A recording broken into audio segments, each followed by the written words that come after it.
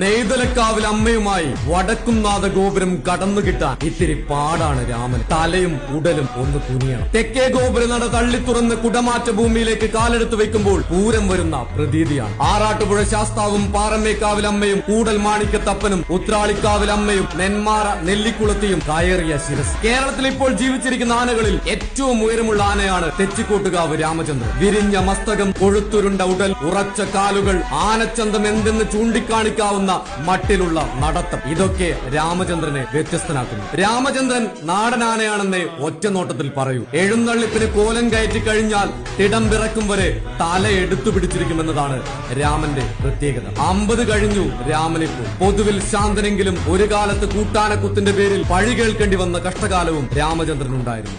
രാമൻ ഇന്നോളം ഒരു എതിരാളിയെ ഉണ്ടായിട്ടുള്ളൂ. നിലവിന്റെ തമ്പുരാൻ സൂര്യപുത്രൻ കർണൻ. വിലക്കുകൾ ഒരുപാട് പൂട്ടാൻ നോക്കിയിട്ടും തിരിച്ച് വിലക്കുകളെ പൊട്ടിച്ചെറിഞ്ഞു വന്നിട്ടുണ്ടെങ്കിൽ അവന്റെ പേര് തെച്ചിക്കോട്ടുകാവ് രാമചന്ദ്രൻ എന്നാവും.